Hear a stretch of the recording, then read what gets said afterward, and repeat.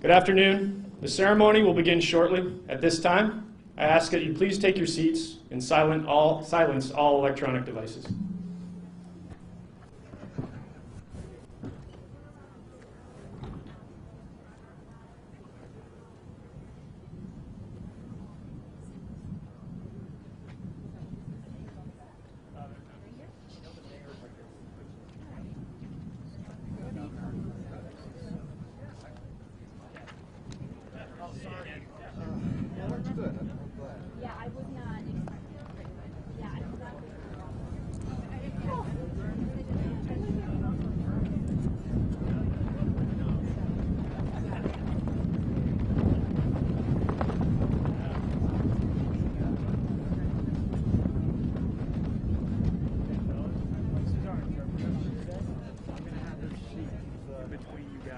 Over here, so that way she can sign to her interpreter, okay? Yeah. So just so you guys are aware. Yeah. Whatever you do.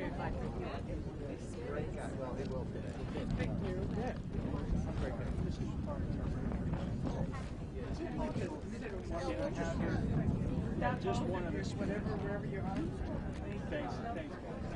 No, that's all right. We've been thrown out of nicer places. Yeah. Thank you. Thanks for coming. Yeah, we'll take the tour. It's impressive. I've done a couple times. Liaison.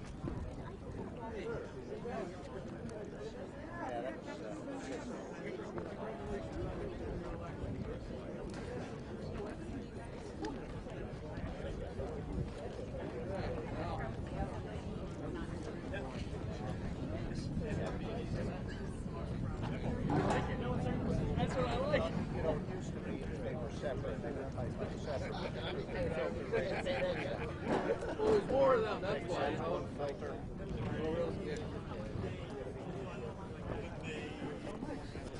Please, everyone, come forward. Fill in the seats if you would. No need to stand on this beautiful day.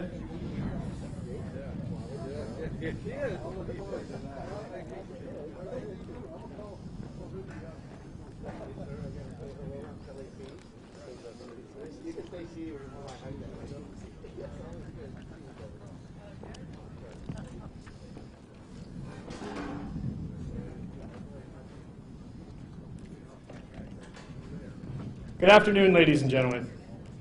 Governor Baker, Lieutenant Governor Polito, Congressman Neal, Lieutenant General Rice, Major General Keefe, Brigadier General Gaglio, Secretary Keneally, Representative Pease, Mayor Humison, and all of our partners and distinguished visitors.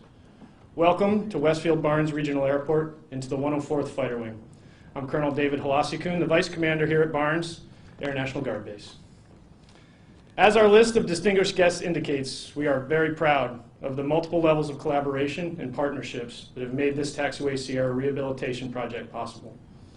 This venture was first identified all the way back in 2004 as the 104th was deploying to the Middle East for combat operations and was adopted into the airport master plan as a safety and capacity need for both military and civilian aircraft operations. The project scope includes the construction, as you see back here behind us, of a new stub taxiway, a very large aircraft parking apron, and the rehabilitation of a section of the original Taxiway Sierra. Once this project is complete, military and civilian aircraft will no longer need to back taxi on the runways to access the Hush House, which is here behind us, or the Compass Rows for engine and maintenance runs, thereby streamlining airfield operations and minimizing the potential for incursions and delays on the airport. The project enhances the military capabilities of the 104th Fighter Wing and Army Aviation Facility by expanding the capacity for large transport aircraft to support training and deployment taskings. It further supports F-15C flying training and the Aerospace Control Alert mission by providing a location for hot pit refueling and rapid combat sortie regeneration. The municipal airport will benefit equally from this project.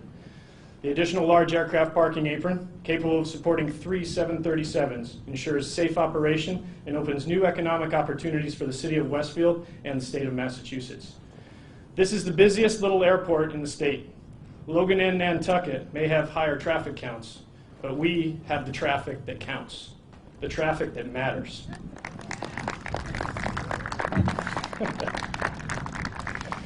On any given day, you will see military training and real-world missions being conducted by Army and Air. You'll see general aviation flight instruction preparing the next generation. You'll see corporate and commercial jet operations fueling our economy, and all of this being supported with aircraft maintenance at multiple facilities around the field. And those maintainers are being trained right here at Westfield Technical Academy. This diversity, this activity is unique and special, not just in Massachusetts, but across the country. Westfield-Barnes is worthy of our praise and our investment. It is an engine that drives prosperity in Western Mass. This project is funded by a $4.7 million allocation from the Commonwealth's 2014 Military Bond Bill authorization and was a collaboration between the 104th Fighter Wing, Army Aviation, the City of Westfield, the Westfield-Barnes Regional Airport, and Governor Baker's Military Task Force. As you can see behind me, we have to hurry up and get some shovels in because the project's almost done. We are well on our way to meeting the anticipated completion date this September. Joining us today are representatives from federal, state, and city legislature, along with many of our military and community partners. At this time, I'd like to welcome the Adjutant General of the Massachusetts National Guard, Major General Gary Keefe. Thank you, Moon. I just want to take a few minutes, first of all, to thank Governor Baker, Lieutenant Governor Polito, and the administration for taking a hard look at just how special Barnes Air National Guard Base is. They really went ahead and created, through the task force, created a bipartisan team, both at the local, municipal, and state and federal level. As Moon has mentioned, this project will have multiple impacts, positive impacts, in keeping Barnes around for a very long time. So I definitely wanted to thank the administration for their support on that. I really want to stress just how special this place is. As this wing continues to look for the next generation fighter and to be what's called recapitalized, the new aircraft, this investment has actually taken what is probably one of the top 2% fighter units in the Air National Guard, and I'll look at Lieutenant General Rice for him to nod at that, as well as top 10% of the Combat Air Force, the United States Air Force, and it's actually put them at a higher echelon with investment. The experiment of actually taking, through the Mass Task Force, taking state money and putting it towards military construction pays huge dividends, both for the units, but as well as for the rest of the nation. It's something that, quite frankly, Massachusetts is leading on. Not every state is taking state funds and investing into their National Guard units, but here in Massachusetts we are. And why that is successful here is because of the team. And I'm not just talking about our airmen or our soldiers here who occupy Barnes Air National Guard Base. I'm talking about you in the community, the business partners. This doesn't exist everywhere in the country, this community that comes together to support its military men and women and on a base like this. Barnes Air National Guard Base is noted as one of the jewels of the Air National Guard. It is the textbook example of what the National Guard wants out of its bases. It is held to that standard and is referred to quite often. I believe it was last week the governor and I were down in D.C. and the acting secretary of the Air Force and the chief of staff of the Air Force, General Brown, actually they recognize that Barnes is the benchmark that others are measured. And that's because of you, the folks that actually continue to support this great installation, Barnes itself, and working together. Chris and his team on the civilian side working hand in hand with our military partners. Mayor Humison, the team outside, was Senator Humison when we started down this road. Senator John Vilas, who was then Representative Vilas at the time, working towards this. Just this great partnership is something that doesn't exist. So in closing, I want to thank you. I want to thank you, the community, for your continued support. We could not be doing anything without you, quite frankly. And once again, I want to thank our Commander-in-Chief, Governor Baker. He has gone full speed ahead with making sure that the military bases here in Massachusetts, through the Mass Task Force, through Dan Rivera, Secretary Keneally, John Beatty and his team, that Massachusetts, nobody can compare to what we've got going on up here when it comes to innovation, creativeness, and investment. So I wanted to kind of thank the governor for that and his team for doing that.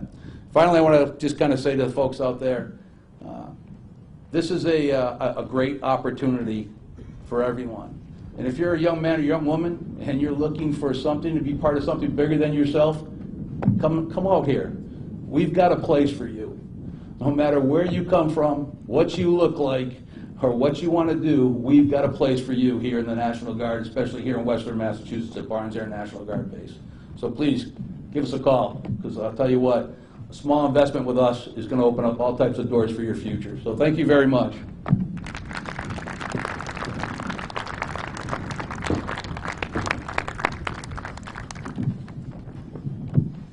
Mayor Hobson, I know you're struggling with a little bit of a hurt knee, so let me bring you the microphone, sir. Colonel, thank you very much. Hey, good afternoon, everybody. It's not every day that you have a colonel as an aide. I really appreciate that. Get used to that. Welcome to Barnes. For those of you who haven't been here before, this is one of our jewels here in the city of Westfield. Both the military side and the civilian side, we in the community are extremely proud of it, and I think you're seeing some of the reasons why. Governor Baker, Lieutenant Governor Polito, thank you. Thank you for being back. I know you've been here many, many times. Congressman Neal, the same to you.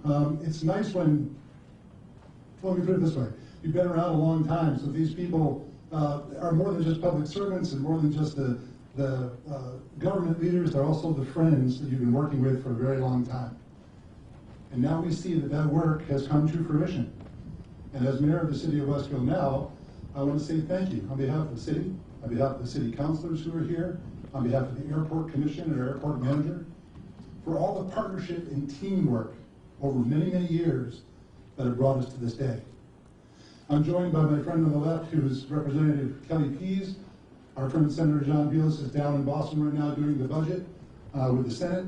It takes all of these people advocating for this base, for this regional airport, and for the benefits that it provides, not just to the military, but to the civilian side and to the civilian aviation in Western Massachusetts and across the region. Airports, airplanes are very mobile.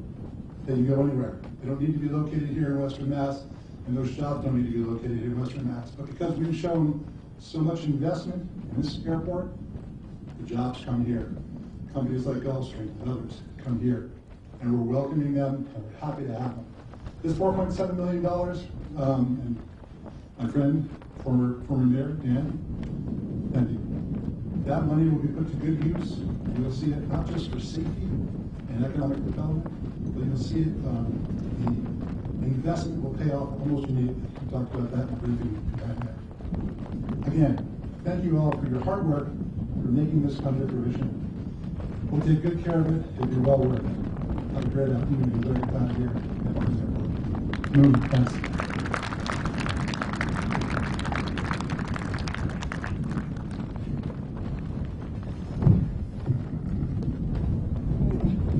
Secretary Keneally, sir, please come up to the podium.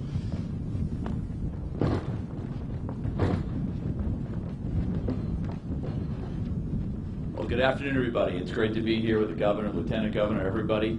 I was just with Congressman Neal on Monday morning, albeit virtually, for the second of what we call the East-West Exchange. It's an effort to bring together the innovation economies and advanced manufacturing economies of Eastern Mass and Western Mass together. And Monday's exchange, appropriately enough for today, was focused on aerospace and defense. And we have a lot of great work to do in that regard, and great to see you, Congressman. It's great to be back here. I had a great visit in late February of last year with the Colonel and his team, and great to be back and see this project come to fruition.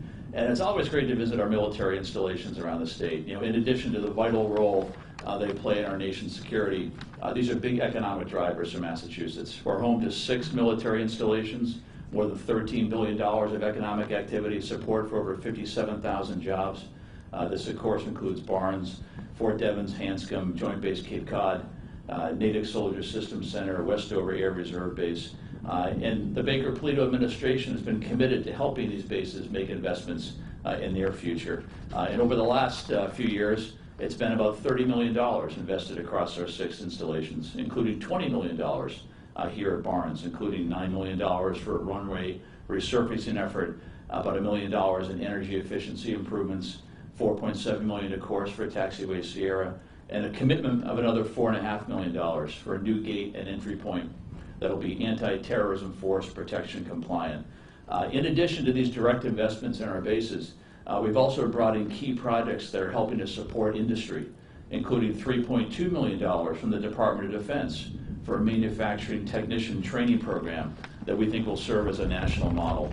And through our Center for Advanced Manufacturing, have made a number of critical investments to grow our aerospace and defense sector. So we are a very active partner with our military installations, recognizing the vital role they play in our defense and our economy. We invest in projects like this to help spur growth, the benefits of our installations, missions, our military members and their families, as well as our local, regional, and statewide economies. We're so proud of all you do for our Commonwealth and for our country. We're proud to be here celebrating with you today. Thank you very much. And with that, I turn the podium over to Congressman Neal.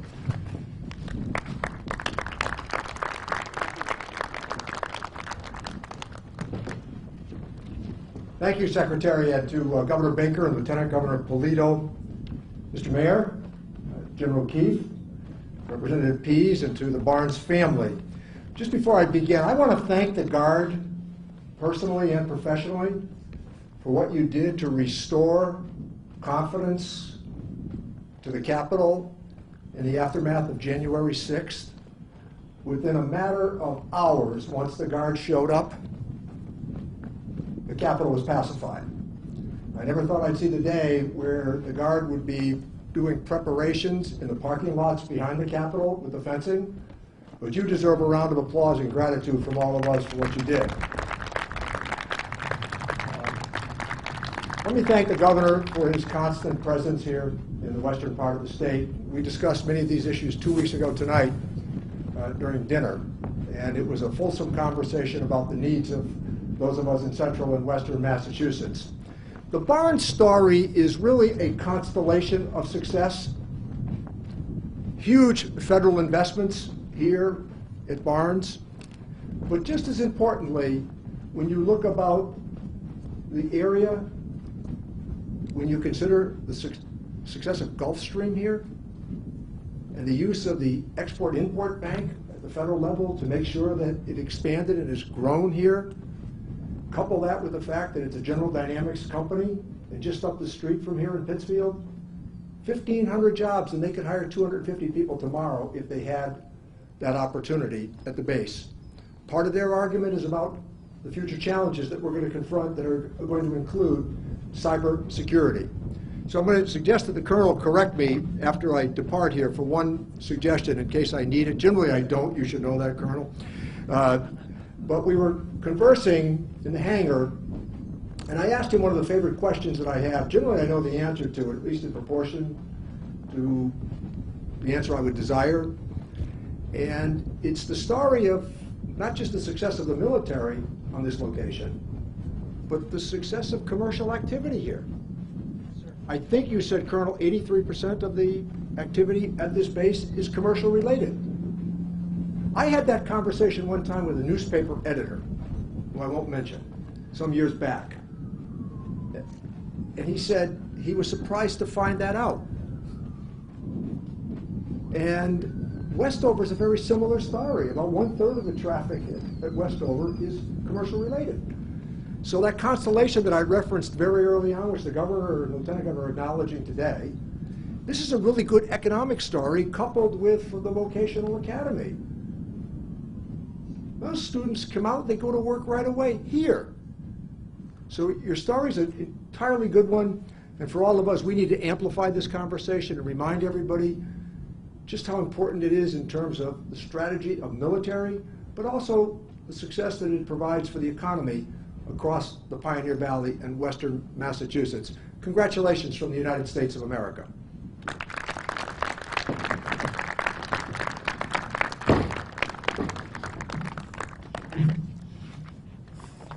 Thank you, Congressman Neal. And yes, sir, you were 100% correct. As usual. As usual.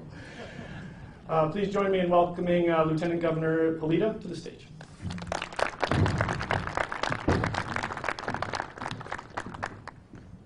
Good afternoon, everyone. It is such an honor to be here with all of you. You know, when you arrive at the base, for those of you who come here to work day to day, it might just feel like a usual course of business. But for us, coming to this base. I feel so honored, and I think the one word I would say is proud. And I'm taking pictures of everything I can see so I can bring it home to my kids. One is a junior in high school and one is a freshman, just to underscore how important it is, the work that you do here in our Commonwealth and across our country.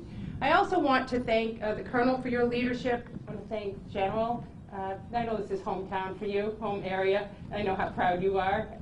He's never shy about telling us how important Western Mass is, and we agree. I want to thank the mayor as well. I sat next to then Representative Humison for many years in the House of Representatives, and when you're sitting around, you get to chat about the things that are important to you. And Mayor Humison talked fondly and often with a lot of frequency around the importance of this base, Westfield Academy, about the opportunities for kids in this community, and how important it is that we continue to support our military families. I'll always remember and cherish those moments, and of course you have a great representative here to carry the torch. I also am not lost on the fact this is an important weekend for all of us. So I think it's very appropriate that we have this not groundbreaking, it's going to be ribbon cutting now, before the, I think a little of both today, before a very important weekend, as we remember the men and women who have served and have committed themselves to love of country and protecting the values that we hold so dear. And if there's ever a time when we can really appreciate the work of our servicemen and women, it is after a year living through a pandemic, when the things that we cherish so much in our day-to-day lives that before then maybe we took for granted, we don't take for granted at all. This is an important Saturday in the lifting of restrictions and the fullness of life returning to individuals and families of our Commonwealth. And we have this way of life that we love so much because of the men and women who have served, paid an ultimate sacrifice, and for those who continue to choose to wear the uniform to carry on the work of protecting our country and what we stand for.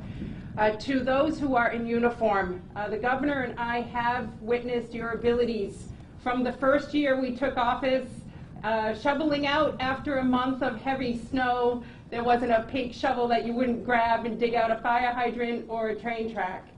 To this year, looking at you for help with testing relative to COVID and standing up vaccination clinics and bringing vaccinations literally to people's homes. You're extraordinary people, from what is the muscle to the medical, and we are so proud to have you as part of our Massachusetts experience, and just want to thank you and your families for all that you do to keep the people of this Commonwealth and the country safe. We love you and we thank you. Finally, today we focus on infrastructure, which is critically important. There's no doubt in our minds that every penny of the 4.7 that's part of this new taxiway is an incredible investment that will unlock great potential and build on your capabilities here. But I just want to focus for one moment on the people that it will attract. There's no doubt the more we invest in places like this, the more we can attract people to what is needed here on this base. Not only the students who are from this community and have dreamed about being part of either Gulfstream or what happens here on Barnes, or to families and individuals that move here to the Commonwealth. And the one message I would share with you, Colonel, and to others, is we want those families to feel so welcomed here in Massachusetts. While they might be attached to one of the 6 bases, they are very much a part of the fabric of our Commonwealth and the 351 cities and towns that we have. Whether it was the Valor Act and making sure that that would allow men and women who are part of the military to be connected to work, or the governor signing an executive order earlier this year for license reciprocity to make sure that individuals who move here, a spouse or a family member, can continue to use the license they have from somewhere else and to continue their work here in our Commonwealth. Those little details mean a lot. And it's just a message to say we keep investing and partnering together, but we want to welcome all the individuals that come here to our Commonwealth so that they feel welcomed and supported and very much a part of our Massachusetts success story. So we're very proud, as you can see, to be here.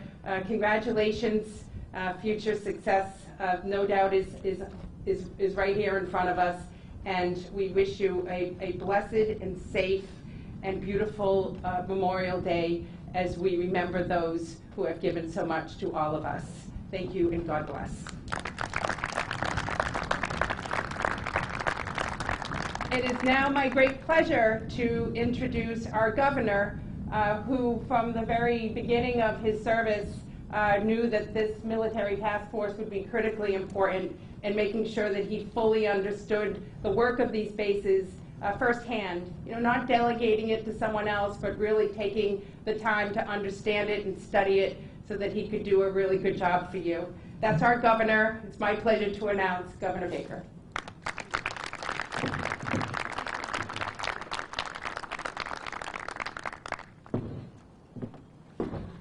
So good afternoon, everybody, and it's great to see so many familiar faces. And I want to riff a little bit on something that General Keefe said, and something that the Lieutenant Governor said, and something that Congressman Neal said, which has to do with this whole question about the Guard generally. And as governor, one of the things I've learned is when we call, they come.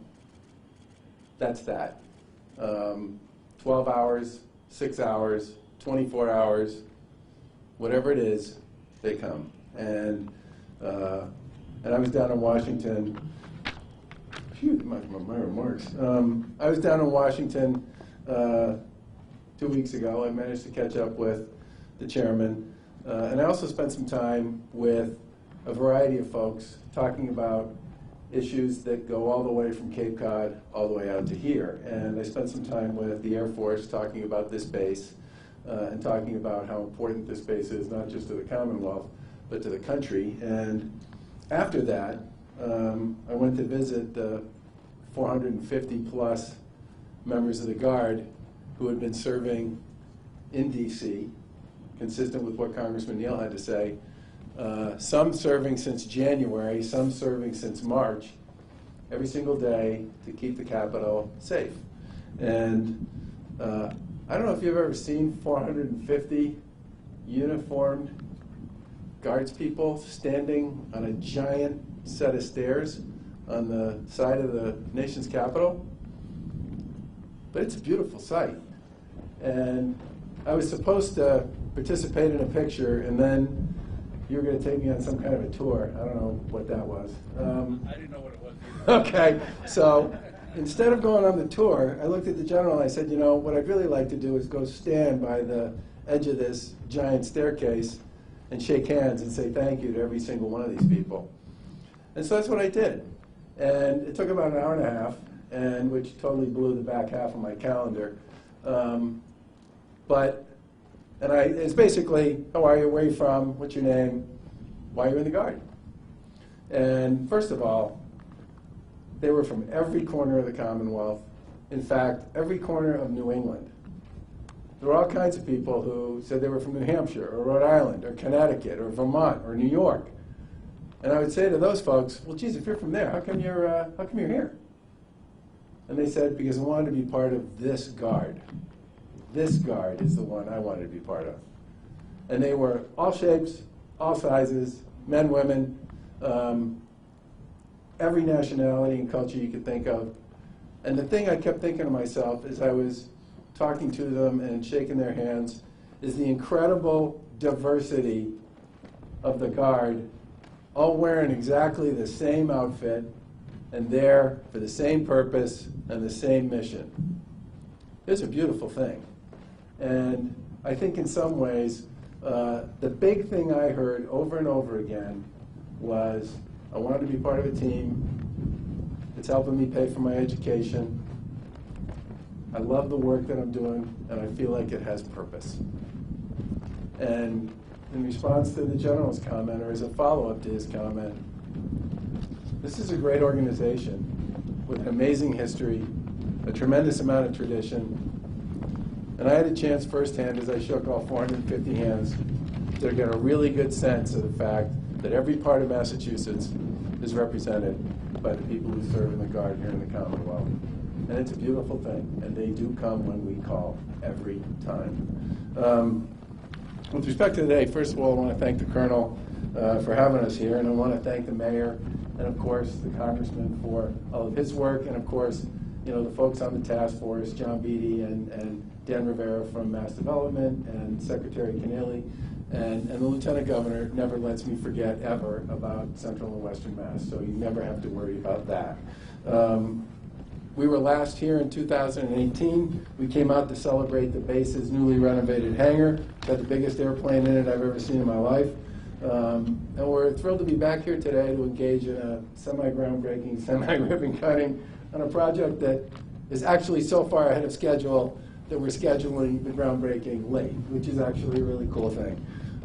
I think everybody knows that Barnes is held in very high regard by the country's military, and in the conversation that we had down there with the Air Force about some of their thoughts and plans for the future, it was very clear to us that Barnes is very much a top-of-mind location as they go through the process of deciding how they want to properly deploy some of their aircraft of the future. And I have no doubt in my mind that when they come up here in June, they will be blown away by the quality of this place and the commitment at every level of government and across the community that we have to make this the very best place it possibly can be to serve our nation's military and to make everyone who's part of this, part of the great success story that has been the history of Barnes and will be the future. I also think in some respects it's important to talk about the military task force and the bond bill that was passed by the legislature. General O'Keefe talked about the fact that I think what you said is not everybody has a joint military task force that has members of Congress, leaders in the executive branch, folks from the legislature, people from the community, and the representatives of all their bases, and a bond bill that makes it possible for them to spend state resources on their military bases. It's actually not everybody. It's like almost nobody has this kind of a program in place and has the ability to actually spend state funds to support their bases and to participate on a collaborative basis with real money to invest in their assets. And this military task force, which is led by John Beatty, but has a terrific supporting team, has been a real benefit, not just to Barnes, but to all the military bases, and frankly to the communities that those military bases are part of around the Commonwealth. And we continue to look forward to being able to put those dollars to work on key projects. And I gotta say, the gate. Why is that gate not done yet? Sorry. It's obviously a way more complicated project than I think it is. To me, a gate is like this, okay? I guess it's not that kind of gate. But this is something that, I mean, literally the first time the task force brought this project to the Lieutenant Governor and me, it was like you had me at hello. It was, so when is that going to, Next year. Next year. Next year. Round break next year. Okay. Make sure that happens, Well, Colonel Dugan. I would really like to come to a groundbreaking on the gate at some point down the road. And let me just close with this. I think in many ways, one of Massachusetts' great strengths, and we have many, it's been a pleasure and a joy for both the Lieutenant Governor and me and the folks on our team to have a chance to really get to know the Commonwealth over the course of the past 7 years. But I just have to say that the amount of collaboration and engagement and pursuit of the excellent future that will be the Commonwealth's role in this country's national defense is on display in so many ways and in so many places and has been for decades here in Massachusetts. And to all of you who are here, I just think you should know that I talk to a lot of governors in other states about these issues, and all over the country, Democrats and Republicans, and here in Massachusetts, the level of collaboration and support that exists between communities, civilian businesses, academic institutions, and military installations and military personnel across every branch of the military and across the whole geography of the Commonwealth is extraordinary. And it makes us not just a better state, but it absolutely makes us a better country. And you should all be enormously proud of the role that this place plays in making that happen. Thank you.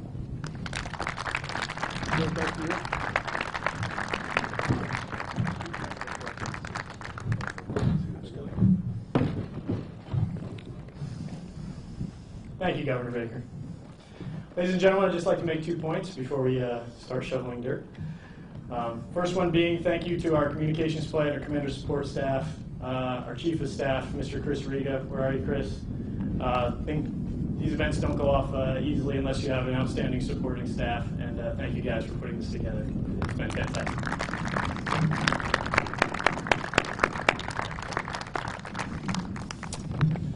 And also, if you were here earlier, you saw some F-15s take off on a local training mission. They will be coming back here shortly to land. 2 things I'd like you to take into account. First, please appreciate the sound of freedom, and everybody who's out there flying and supporting those say you're welcome. Secondly, on this pending Memorial Day weekend, I'd ask that you all take a moment, and we'll dedicate the flyby of this taxiway Sierra to this bases in our nation's fallen on this Memorial Day weekend. If there are any questions from the press corps, we could open it up for a couple minutes here as well.